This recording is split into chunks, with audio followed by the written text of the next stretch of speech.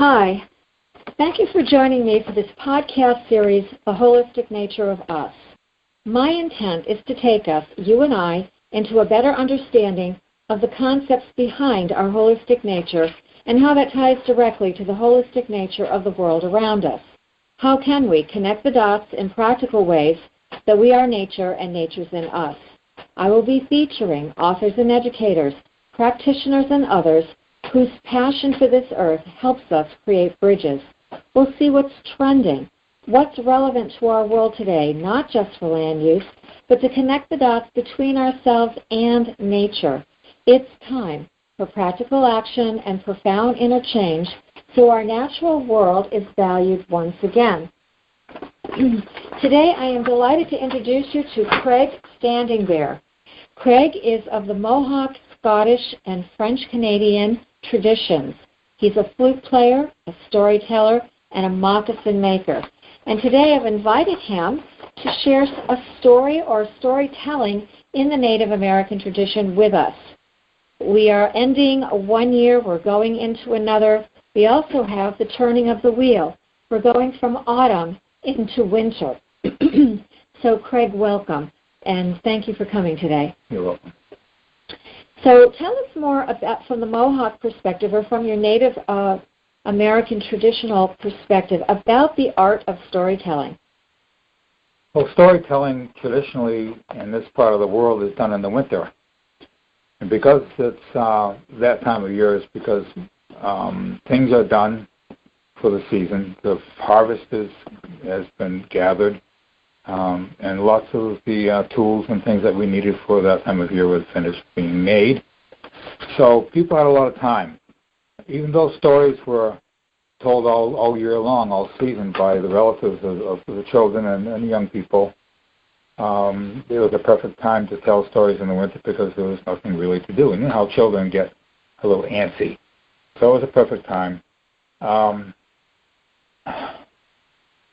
The storytelling is kind of like a mailman in the old days, or a newscaster. They would come with news from all over the land, things about games or meetings, things that were well known, like people getting married or people maybe wanting to get married, and whatever the news was in the day, they would transfer a lot of this news as well as telling stories. The stories. So you're saying that the storyteller actually has had a pretty honored position within tribal life if he's the main communicator traveling great distances. Is that correct? Yes, it is.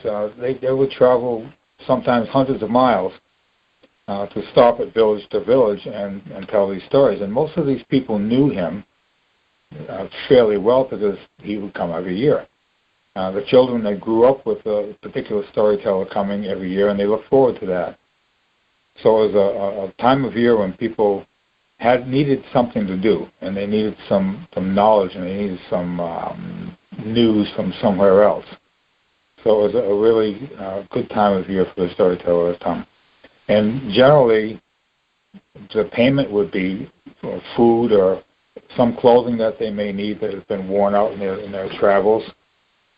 And so that was their payment. There was no money except maybe wampum, and which wampum was made from the coral shell. And those kind of things would be valuable to them when they needed something that they couldn't trade. So they would have the wampum to trade. And a lot of times that was made into jewelry. It was made into something they could wear around their neck or on a bag. And sometimes maybe just loose in a bag, like a tobacco bag. So they had what they needed, and if they needed something, it was provided for them. So the tribal life back in the day not only honored the storyteller, but they took care of him. So this person could travel knowing that wherever his destination was, he would be warm, hopefully, and get good food, and probably create a lot of laughter and excitement amongst the tribe in that neck of the woods. Exactly. And the food that they would give these people, well, they would feed them daily while they're there, but to supply them with food from one village to another while they're traveling, they would give them traveling cakes. It's kind of like a Johnny cake. It was a journey cake in the old days. And it was made with fats and berries and nuts and things that were really nutritious, and it was covered in rendered fat so that it wouldn't spoil. And they could carry that for months if they needed to. So it was a good, a very, very, how would you say, unique situation, because most people don't realize how much is really carried by these people, how much knowledge and items, the trade and all these things. So they're a part of the trade route as well, trading goods. Interesting. So in today's world, let's fast forward to today's world, you're considered a storyteller. Tell us about how you got into it and what you enjoy about sharing the stories. Well, I always enjoyed telling stories anyhow, and it kind of morphed into telling stories in groups of people around the campfire, and then into schools in Vermont and in Massachusetts and New Hampshire. Nursing homes, I would play my flutes there, and it just kind of morphed into that sort of extracurricular activity, if you would. More than something I didn't really get paid for very much, except sometimes the schools had enough money to pay me. And then the whole part of the storytelling thing that I morphed into, developed from knowledge from some of my elders, was that we carried a bag around our shoulders there on the strap, and in that bag we would put little items that reminded us of the stories that we wanted to tell.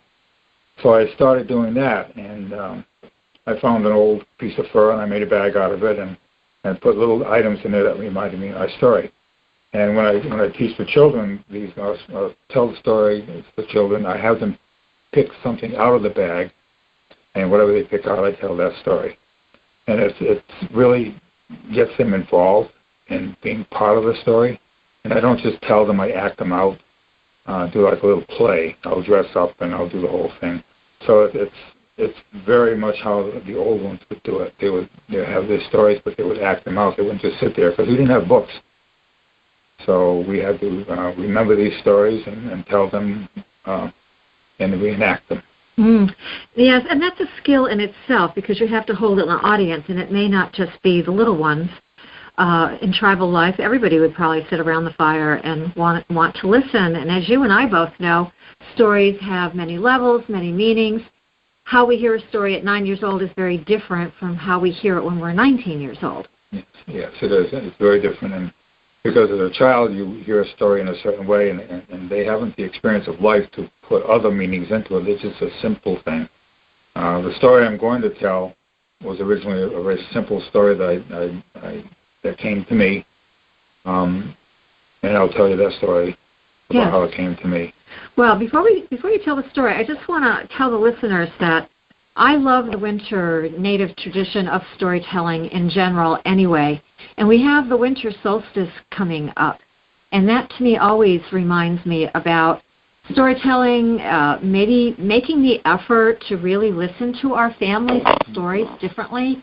This year, I'd like to make that as a suggestion when we go to the family gatherings. I just participated in a gathering recently where two of my cousins, who are only like 11 and 14, wanted to get together with us old folks, or older folks, and I was really surprised at that, and they were very interested in hearing some of the stories about our lineage, and I was really taken aback by that. So I don't think it's a lost art, and of course our media tells stories every day and throws all kinds of stories in front of us every day, but the simpler art of storytelling, being with our family, sitting around the table with a good meal over the holidays, invites storytelling. And so I encourage my listeners to maybe prod some of the folks in your family a little bit and go deeper into the stories. So I've invited Caig here because I know he's a storyteller, and he's got some great stories in his bag that he mentioned, but he's going to share one with us today in particular, and I'm going to let him tell us that story. Okay, the stories are more of a teaching mechanism. Most of the stories I tell are not just little stories. They're designed to teach a lesson in life. And that's what children needed, because we didn't have schools such as we have today. The schools were our woods and our elders and the things we observed in nature.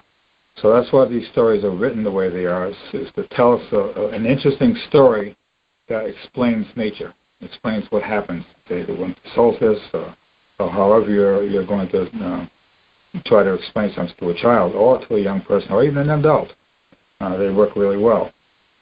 So I have a story, and I have had many stories come to me. This particular one came to me with my elders when I was homesteading in Vermont. I was kind of off the grid, and I got my water from the river, or the brook, and this particular time was winter, and it was very cold, like way below zero.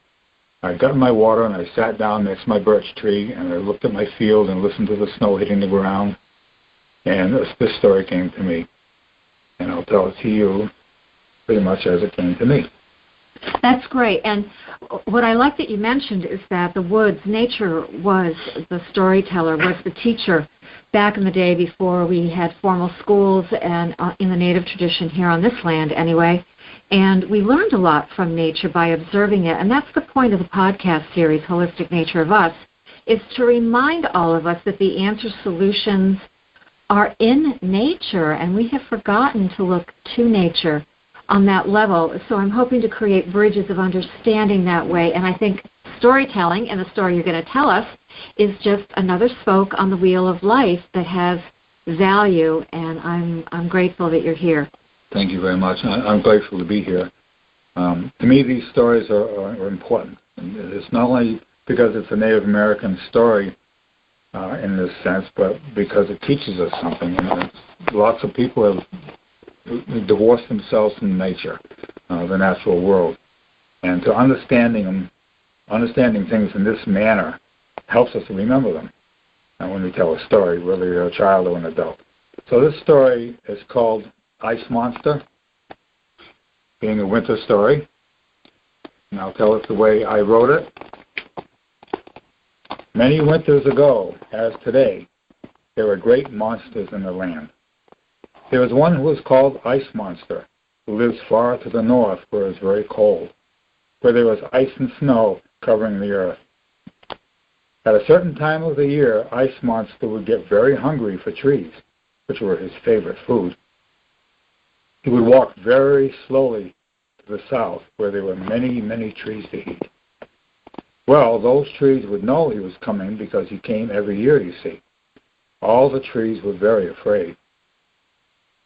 Sure enough, Ice Monster arrived and began eating many trees. Because he was so cold, the trees would also become very cold, and that's the way he liked them. He would stand over them with his big, sharp teeth and claws. He would bite into them and break them apart. Now, Birch was very afraid because she was his favorite tree to eat, because she had a very special sweetness to her sap. One day, when the last moons of winter were close, Birch had an idea. She realized that because her bark was black, Ice Monster would see her against the white snow, even though his eyesight was very poor. So she changed her bark to white to blend in with the snow, but she forgot to change the tips of her branches. Now, Ice Monster was very close. So, when Birch called out to her friend, the South Wind would arrive every year at this moon. But Birch needed her now. The sun had come and gone many times, and one day Ice Monster was standing right near Birch. But he did not see her because of his poor eyesight. He did see the tips of her black branches against the blue sky. He howled and stomped his feet, saying, "Oh, what is this? Are they birds? No, they don't fly like birds. Maybe they are bugs. Nah, too cold for bugs. Ha! Oh, now I see you, Birch. You thought you could fool old Ice Monster. I see those black things by your branches." That is when Birch realized she had forgotten to change her tips of her black branches to white. Now she shook with fear as Ice Monster came down with his big, sharp teeth and claws. and bit into her, tangling his teeth and claws in her branches. Just at this time, south wind arrived, blowing very strong and warm against Ice Monster and Birch. Birch shook so violently from the south wind that Ice Monster was thrown free of Birch, all the way back to north, leaving all of his teeth and claws hanging from Birch's branches. South wind spring had overcome north wind winter. Even now we see Ice Monster's teeth hanging from trees and many other places. Oh, that's great. That's a beautiful story. It's a great way to teach the children, too, about the forest and the plants and what the value of a plant is. For example, since you shared a story about the birch tree in particular with its sweet sap. So that's a good fact, actually, to impart to them about the value of the birch tree. And in fact, from what my natives taught me, we could make a tea from the inner bark of the birch tree, correct? Yes, it's really milder and not quite as sweet as maple syrup. It has a very distinct taste. So if you ever have a chance to get some birch syrup, which is usually more expensive than any other syrups, try it out. Maybe it's a really good addition to your natural elements that you take in. There's one more thing I'd like to say about, maybe I'll wait. Go ahead. I have something else I wanted to say, but Please I get my mind into it. So sometimes it doesn't come out as way as I'd like it to come out. So.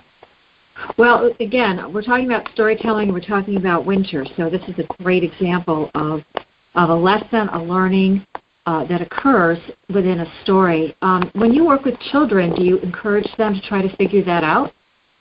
I do, and usually when I'm through with a story, I'll ask the children, what did they see in this story that means something to them? What was the message that this story was giving? And they would, from one to the other, say really strange things sometimes. Every once in a while, a child will come up with the right answer, or an answer that works. And it's a teaching mechanism. Then all the children understand what they're talking about. In this particular story, birch tree is a very important tree in native medicine. The inner bark of the maple, the birch and the maple are both medicinal and delicious. And the birch tree has many more pieces of medicine that people can use to help their health.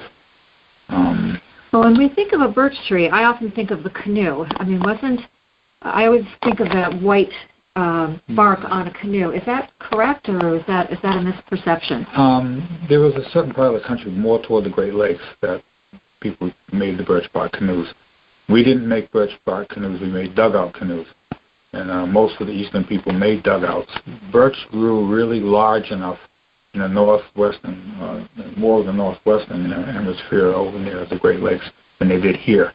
So they're able to make birch bark canoes out of the bark. And it was an interesting process because when they made the canoe, they would have to keep it wet all year so it would dry out and crack. So they would keep it in the water. They'd keep using it in the water all the time. But in the end of the season, when they weren't using it anymore and it was going to get cold, they would fill it with water, sink it in the pond, and put rocks in the bottom of it and leave it there all winter. So that when they wanted it in the spring, they took the rocks out, took the water out, and the canoe hadn't split. So all those things we learn from archaeology, we learn them from our ancestors, we learn them from some writings that were done in the 17th century or earlier.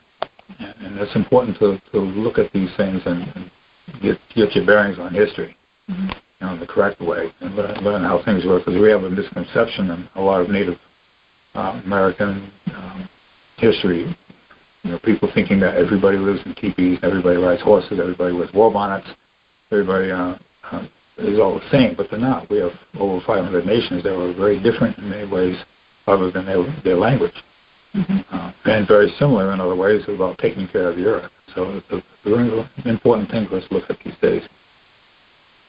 I agree. I think from my Native ancestors and my journey with my Native elders, the theme that was always there was, we've forgotten the earth. Let's look at the earth. How can we take care of the earth more And today, you and I both know we're getting to a tipping point from some very serious problems. So I'm hoping to inspire others with many different ways of looking at the earth and how it teaches us. And, of course, storytelling is one of my favorite. Yeah. And I appreciate your story about the birch tree, because we have them here in our landscape. We're here in the Northeast. They're in our landscape. I know that they're a strong medicine plant, and they have much to offer us if we stop and pay attention and look around and get to know them better from just taking a walk in the woods and we did our 2 miles and come home. You know what I'm saying? You know what I'm saying? If you have an opportunity to walk in the woods, by all means do it. The Internet is such a resource right now that if you want something, you don't even have to buy a book. You just have to go on the Internet or Google and look up birch tree, and it'll tell you about the birch tree. And if you want to know the medicinal values of the birch tree, it will tell you that. So there's a great amount of knowledge there for us to access. And then you take that, what you've gotten off the computer or off a book, and you go out in the woods and you look for these items. And if it's something that you can eat or something you can use in medicine, use it. And get back to maybe appreciating what's right beneath our feet, right in our back door. Yeah, I like that very much. Yeah. Yeah. Well, before we go, is there anything else you wanted to add?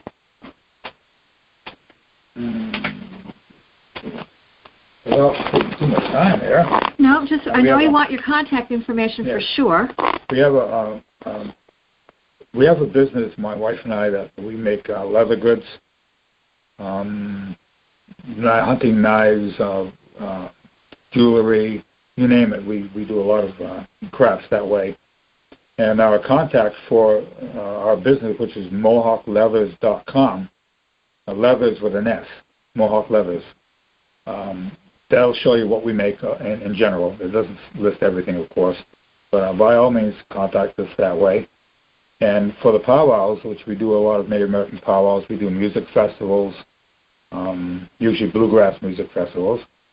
You can contact wanderingbull.com for the powwow schedule. They're a very good resource for craft goods as well. They have wonderful beadwork that they do, and they have good leather, good beads. You can, by all means, contact them. They're one of our favorite sources for our crafts. Great. Well, I want to say thank you again, Caig. I've enjoyed you coming here. I was looking forward to the story and to sharing the story with our listeners. Thank you very much. I enjoyed it. I'd like to do more, so if there's another opportunity at some point. Well, the wheel always turns. We always have a different season, and I know you've got a lot of stories in that bag of yours, and I would love to invite you to come back and share another one with us. So I want to thank everyone for joining us at The Holistic Nature of Us. I hope you feel as inspired as I do by the story and the journey of a storyteller. I certainly do. And again, Caig, thank you for joining me today. This is Judith Dreyer. I'm the author of At the Gardenscape book and blog. My book is available through my website, which is www.judithdreyer.com, as well as several distribution arms such as Amazon, Nook, Goodreads, and more. And I'd like to remind all of you that a transcript is available for each podcast. Please like and share the podcast. Let's support each other and get the word out. Remember, now is the time for practical action and profound interchange so we value our world again. Enjoy your day.